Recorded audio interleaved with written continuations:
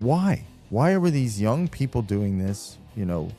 Who are they? Who's their family? Who are their connections? What is prompting them to take these actions? Right. I'd like to know, because quite frankly, there's got to be a reason.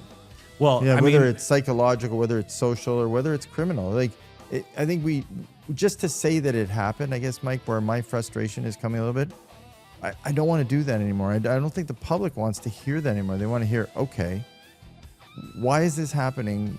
Who prompted them to do it? Why did they do it? Where did they get the gun? Again, where are the guns coming from? Looking for reliable and convenient personal safety products? Less Lethal has you covered. As Canada's only authorized Byrna distributor, we provide a range of products for recreation, protection, and security. Explore our Byrna launcher lineup, including the LE, SD, TCR, and Mission 4, designed for different levels of performance and protection needs. We also offer the Banshee personal safety alarm, designed to protect children, women, and vulnerable individuals. Because your safety is our top priority. Shop now at lesslethal.ca. Hey there, thank you for joining us. This is tplmedia.ca and tplmedia.ca/local. Go ahead, you can say that 10 times fast. And I'm going to encourage you, by the way, to check out whether or not tplmedia.ca/local has a local version of what we do here. It's a great place to visit. This is our crime update. We do it every week, and joining me as he does to talk about that, Paul Micucci. Thanks, Paul. I'm ready, Mike. I woke up this morning and I was raring to go. My son, my youngest one, is actually starting summer school. So I should point out, when you say that, generally speaking, people are like, "Oh, he struggles." No, he's advancing himself. Kids. So we jump in the car and we actually head to school. And I get a call from the office here, and they say, "You're late for a conference call," which I missed for some reason. It's early in the morning. It's like 8 o'clock. So I'm in the car and I'm rolling along. I'm on this conference call. I get to the school and I wave goodbye. And just as I wave goodbye, I remembered, and it just hit me because I look forward in the car and there's a bunch of cruisers. And there's one of those investigation units, the motorhomes that they set up. And I remember the news from late last night that in my neighborhood, a gentleman actually shot 2 people, and he's on the run, armed and dangerous, right beside my kid's school. So anyways, you're on a conference call. So I'm on a conference call. He's beelining across to the football field to meet his buddies, probably, to do whatever. And quite frankly, he's not heading into the school. So I said to my wife, I put it on mute, and I say, "Do me a favor, go get him in the bloody school." Right? So, what a start to the morning. That's startling, right? It's scary. And the whole drive for the next 6 blocks was barricaded off with cruisers trying to triangulate this person who's now armed and dangerous, moving in this community. And he shot 2 people last night. Shot 2 people. They're in a critical condition, so let's hope for them. Yeah, and the police catch the guy in the neighborhood. Yeah. Did you check the garage before you left? Yeah, well, it's funny. I was out this morning doing some things, and it did come across my mind. The only thing I came across was a bloody coyote who was as big as a friggin' husky running through my front yard. I don't know where these coyotes are coming from. Story for another day, but indeed. Are they getting bigger, or are they getting bigger? Paul, I've heard estimates of 50,000 plus in the GTA in the way of population. There's got to be. And this thing looks like a large dog. This is not a small animal. And it's coming straight through. Literally, I'm standing there, and it's coming straight through my front yard at full clip. Yeah, it's every day more and more sightings, and people like right at their front doors and stuff. They're getting less afraid of humans and interacting more. This isn't working. Well, I'm glad you know what? 2 close misses this morning. I'm glad you're here. Yeah, thank you. Story number 1: Toronto police link dozens of shootings to multi-layered gun for hire network. We caught a sort of a glimpse of this discussion last week after the tragic shooting of Constable Mark Pinizzato. And now, as they go deeper into this, Chief of Police saying, yes, in fact, this is a gun for hire network that focuses on using youth. Right. And they're communicating with them through social, email, WhatsApp app. And quite frankly, it's a little crazy because Police Chief Demke, who I'm a fan of, I said that on other shows, I'm like, okay, we're trying to figure out who is behind this. And I'm like, okay, you have all their social now. Right. You must be able to track somewhere where these messages are coming from and where the monies are being sent to pay them. And so now I'm going to make, okay, there's got to be a link here.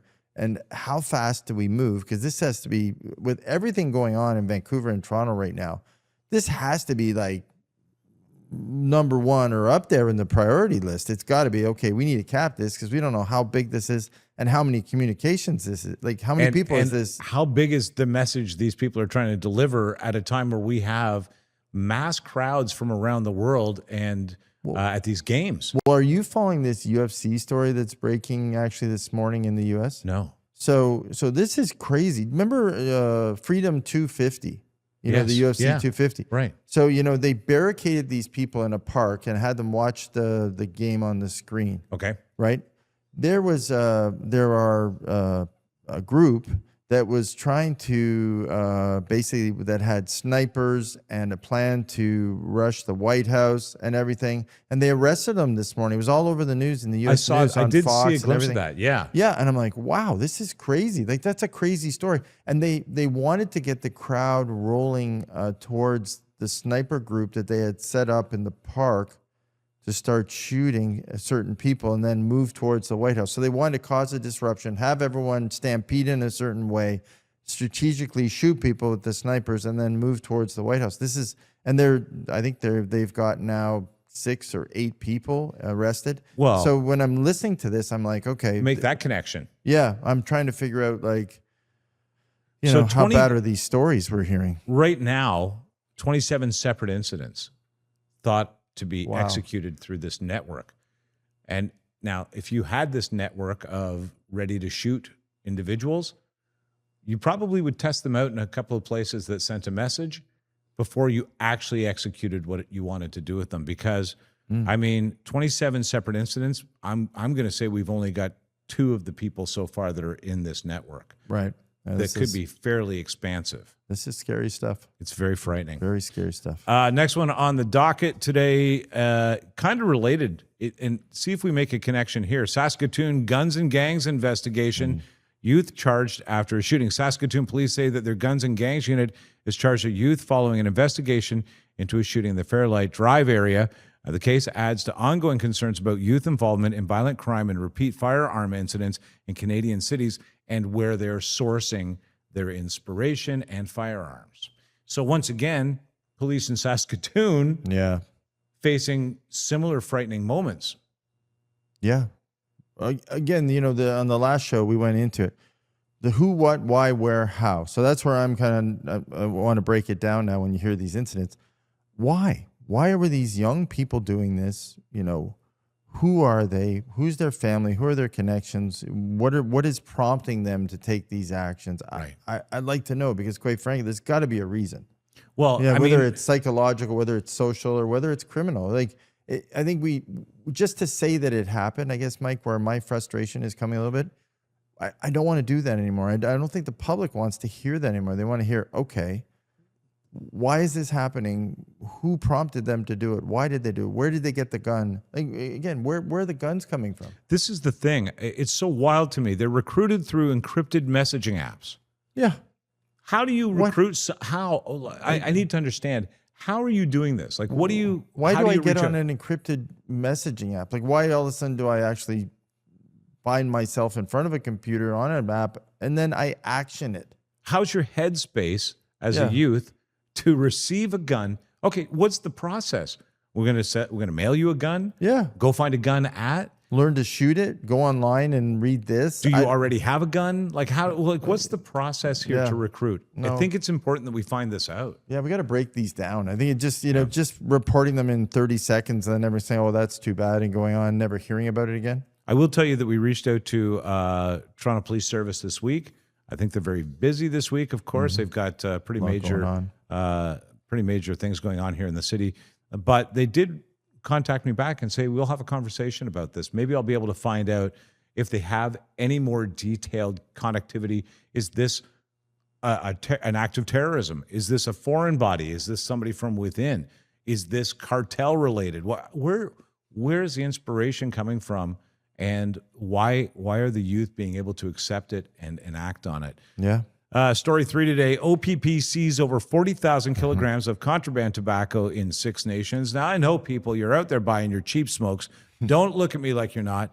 This broke on June 17th. The OPP and 6 Nations Police, CBSA, and other agencies described this as a large-scale illegal tobacco manufacturing operations that took place on 6 Nations territory. 40,000 kilograms of contraband tobacco, 300 kilograms of shisha tobacco. Anybody? Shisha tobacco? Yeah. What is that? You smoke it in a pipe, like a hookah pipe. So shisha. Shisha is, you go to clubs now. They're after-hour clubs for the most part. Not that I do it. Oh, I know what you're talking about in the water bongs. pipes. Yeah, the bongs. Yeah, it's a whole strategy, and you got to be good at it to get a good shisha. Oh, well, I'm going to work hard at it. The estimated street value of the tobacco was about $10 million. Now, here's what's interesting, Paul. This is a non-Indigenous criminal network. They knew this going in. Mm-hmm. So they are doing this, and they're operating on the territory. Mm-hmm. So it behooved the 6 Nations Police and OPP to take care of this, because it's impeding proper granted business of the Indigenous community. It's it's not safety marked in any way. Yeah. The operation photos that I saw, I mean, it looked like my dad's basement before he finished it when I was a kid. No. That they were packing these smokes. But the fact that it's a non-Indigenous criminal network operating the territory, like, it funnels money away from the Indigenous community into the crime community. Anyway, Canada Border Services Agency got involved in the investigation and have ramped it up to see where the connection to distribution is. And they're finding that out now. Well, let's hope, because again, you hear so many issues in the Indigenous world that require funding right now. We're hearing water issues again. We're hearing a bunch of just disheartening things that I thought we'd gotten past, as far Also as tobacco. living conditions, and quite frankly, to have the monies not go back to the Indigenous people in the proper way. Right. Yeah. It's And really seriously bad. it's so funny because, we say, okay, it was a cigarette manufacturing opportunity or whatever, tobacco, but that's a major historical and cultural element of the Indigenous community. They've dealt tobacco to their own community for many, many years. Sure. This one's interesting. Try to unravel this one for me if you can, Paul, okay? Okay, got it. 4 individuals charged after an extensive $48 million fraud investigation. The Waterloo Regional Police has laid charges against 4 individuals following a lengthy investigation into an alleged fraud scheme involving firearms, ammunition distribution, and the investigators allege that the accused used a network of companies and financial transactions to defraud investors, lenders, and business partners of approximately $48 million, making it the largest financial crime investigation in the region's history. Waterloo. What's going on up there? Once a high-tech hub, and now, quite frankly, home of BlackBerry and all the legendary tech companies. Now you got this group of individuals, white-collar crime, firearms and ammunition distribution business. I'm thinking, wow. So I guess they go get people to invest in it because they're going to bring guns and ammunition and distribute them across the nation. They have a business plan. They go out. They issue, here's the crazy thing, they issue 20,000 fraudulent invoices. Wow. So, oh my God, I've sold this, so here are all these invoices, 20,000. So they're saying to the lenders, we've got all this incoming revenue. Here's our sales sheets. Here's the money we're making, quite frankly. It's not there. Huge losses. So so they do this to the tune of 48 million in losses. So they make fictitious books. I guess they claim ITCs from the government. They, file bankruptcies, all this stuff. Anyways, they get away with $48 million. What'll happen of it? It's white collar crime. We talk about, just blue collar crime quite a bit on the show and whatever, but white collar crime, it's even worse. Very seldomly does anyone get any sentencing or anything of any material amount. Meanwhile, they have peeled through $48 million of investor money. Well, and I sort of coming out of COVID, I was not involved, but one of my good friends was part of an investment structure that had a housing business. And thank goodness I didn't put any money into it. but it turned out to be bogus, quite frankly. And there was someone running and took their money, and it was millions and millions of dollars.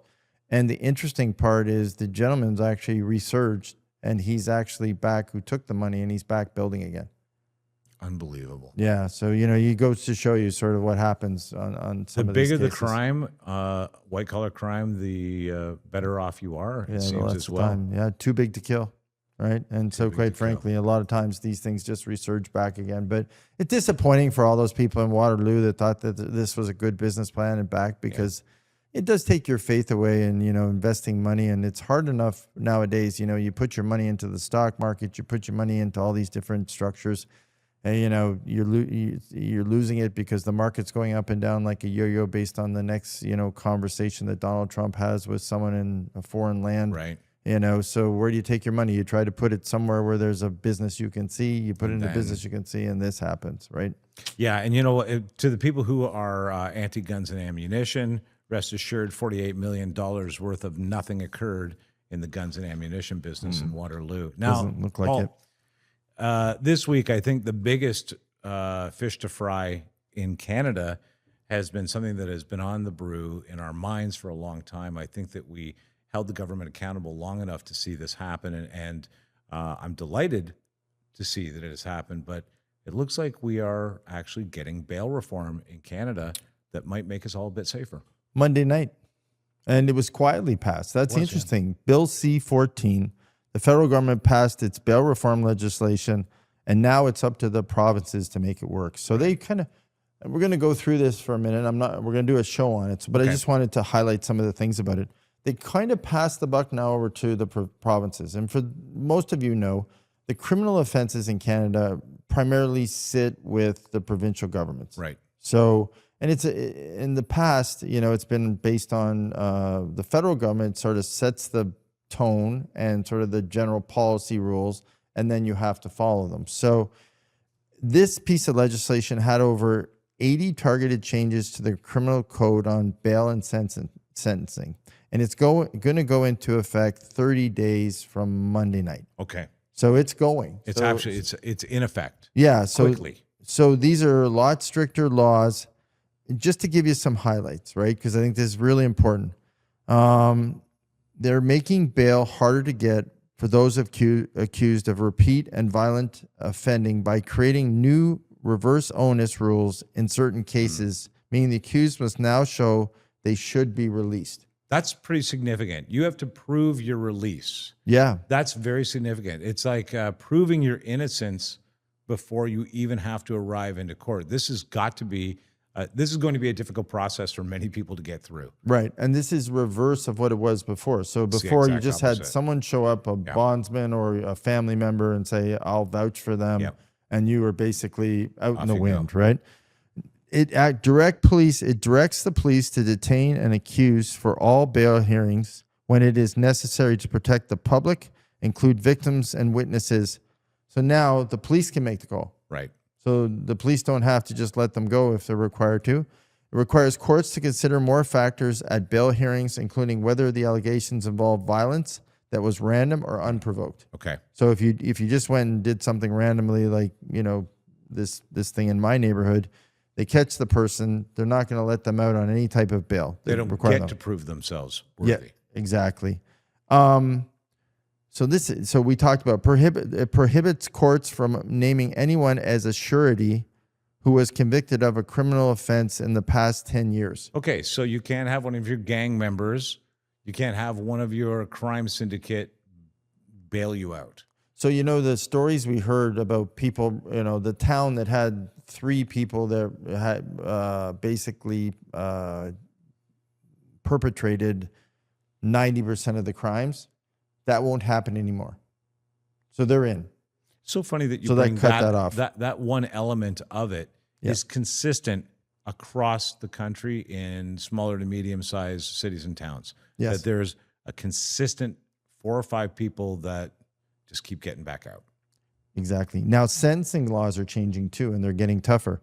It requires consecutive sentences for violent auto theft and break and enter.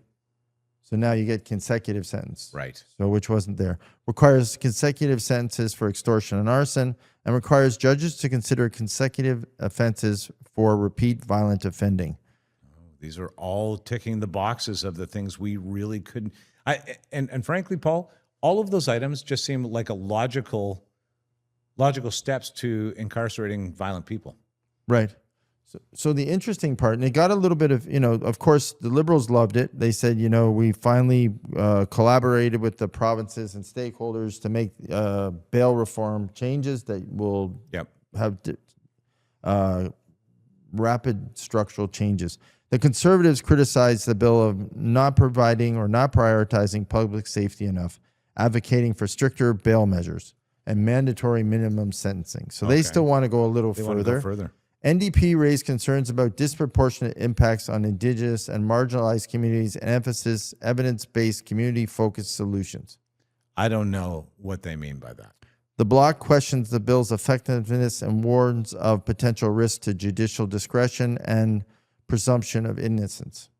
Now, this is an interesting one. So they do have a point here, which I can see that one a little bit. The judicial discretion, right? Yeah. So what we've done kind of here by changing the sentencing and reversing, you've now left a bunch of discretionary decisions by provincial judges. Yes. So, we've been reading a bunch of articles across the nation about how now provinces have to go and provide training to their judges who they've appointed to make sure that their rulings are consistent across. With the changes, yeah. Right. So that's a training exercise. So, well, Sean Fraser says that they're putting money behind, the federal government's putting money behind updating the judicial community on how this needs to work specifically. Yes. So, I mean, the one thing I will say is it gets very specific from, I blushed through it.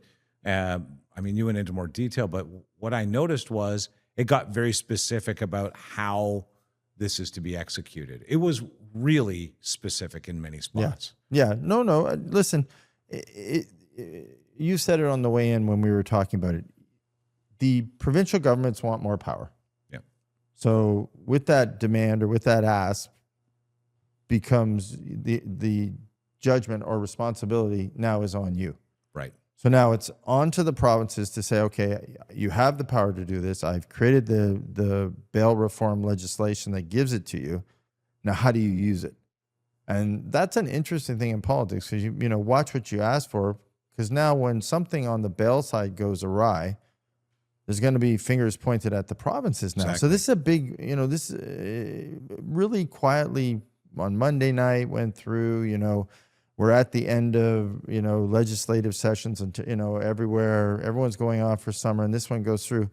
Now, if I sit and I don't do anything and this reform is in place, it's enacted in 30 days and something bad happens, the federal government's just going to say, well, they went away for the summer. They didn't put this into place. So this is really interesting because now all the provinces are scrambling a little saying, okay, how do I get something in place to make sure I don't have a problem? And then your issue, which you pointed out to me just before the show, we're coming back to the show we did months and months ago, is where do you house these people and what do you do with them as you're actually waiting for them to go on trial, right, as you're denying bail, you're putting them up.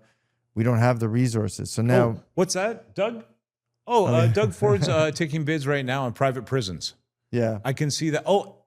And Daniel Smith cut a deal with Trump to send you to Alcatraz.